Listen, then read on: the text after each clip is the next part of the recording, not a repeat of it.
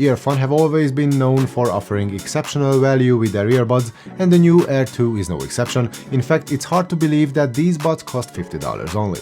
So now let's see what it is you actually get for your money. Hi, my name is Andy and you're watching Andy's Tech Tone. Quick disclaimer, I got the earbuds from the manufacturer for testing, but I'm not getting paid for doing this review, nor did I give preview privileges to anyone, so all you get is my honest and unfiltered opinion. And as per usual with Earfun buds, the stem style design of the Air 2 is sleek and modern, and I also like the two-tone finish. I only wish they used matte black instead of the glossy coating on the inside, but that's just a personal preference of mine. Build quality is excellent, and not only for the money, as I reckon that you can hardly find better quality plastics on any earbuds up to like $100 or so. The fit is snug and secure, and you get 4 sets of silicone ear tips in the box, which gives you some room to play with the fit.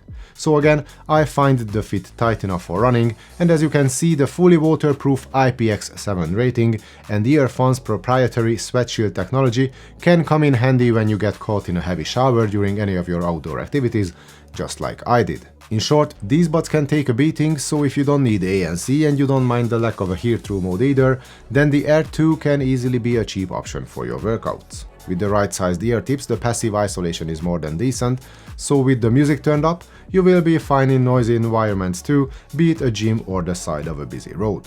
Onto the battery case, it is compact, it is lightweight, it easily fits in your palms and in your pockets too, so portability gets a big thumbs up. The lid pops open easily, but the hinge is not the most solid I have seen, as it's a bit on the loose side of things, but not to a degree that it would bother me during everyday use. And even though the case might feel a tad cheap on the outside, the engineering team did not skimp on what's inside. We do not only get a large enough battery for a total playtime of up to 40 hours, but there is also wireless charging on offer here, which means that you can comfortably top up the battery using either a wireless charging pad or even your phone, as long as it supports reverse wireless charging. For classic wired charging, there is a USB Type-C port at the bottom, right next to the pairing button. The earbuds can last up to 9 hours on a single charge, but that's with the AAC codec only. If you use the higher bitrate, more power-hungry LDAC codec on Android, then the maximum playtime drops to about 5.5 hours, and with it, you get a shorter 23 hours of total use time as well. And while it sounds like a poor performance at first, considering what other LDAC-capable earbuds can do with regards to battery life, these are not bad numbers at all. And for $50 you won't find that many LDAC-compatible earbuds in the first place. And if we add the 10-minute fast charge feature to the already impressive spec list of the battery department, then we quickly realize how much value the Earfun Air 2 can offer here. And the wireless connectivity features are no different either, as in it's hard to believe that this is the spec list you get for $50. The Bluetooth version 5.3 chip on board the Air 2 can offer multi-point, single bud mode and a low latency game mode, along with support for the AAC, the SBC and the LDAC audio codecs. LDAC and multi-point can be used at the same time, even if the Earfun smartphone app kind of warns you that the signal will not be the most solid in this case. I did not experience any issues myself, but in more populated areas with loads of competing wireless signals, you might want to disable either LDAC or multipoint and not use them both simultaneously. Game mode, which can be enabled by both the touch controls and in the smartphone app, can bring down the latency below the 200 milliseconds mark, but according to my own non-scientific tests, the claimed 55 milliseconds feels a bit too optimistic. Maybe with the right gear and the right settings you can get that, so let's just assume that the manufacturer's data is correct here. But I'm no gamer by any stretch of the imagination, and I was 100% happy with the latency during everyday use, as for example I had no lip sync issues whatsoever when watching videos. Single bud mode works well, and so does multi-point, aka multi-device connection. The switch takes a second or two, and you have to pause media playback on the first device before starting it on the second device, but incoming phone calls are handed off automatically between the two available sources. We also get a list of previously connected devices in the Earfun smartphone app, where you can easily switch between all the devices manually. And the smartphone app with its comprehensive set of features is the next item on my list that earns heavy bonus points in this price range. On the main page there is the already mentioned game mode switch and the custom touch control settings, which I will talk about in a second. Then there is the EQ menu with a few sound profile presets, each of which can be tweaked manually, and we can also create and save multiple custom profiles using the 10-band manual setting. Moving into the settings menu, we can find the usual firmware update and how-to guide options, along with dual device connection, find headphones and mic settings. In the call microphone settings, we can select each of the earbuds to be the default for voice calls, and in the find headphones menu, we can ping each of the earbuds in case we misplace them. And next up are the fully remappable controls. We got a touch-sensitive interface built into the top of each stem, and the panels can register a single, a double, a triple or a long tap action, giving us all the media and phone call control functions we might need.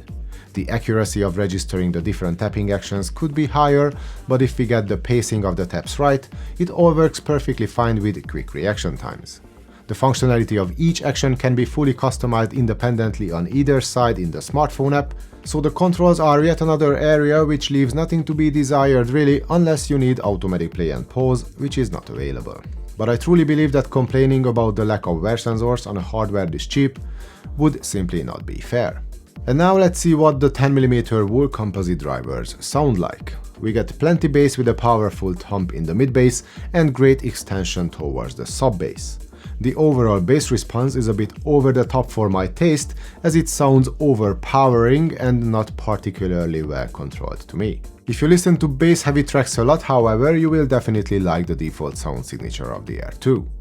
The mid-range is a bit underwhelming in terms of its presence.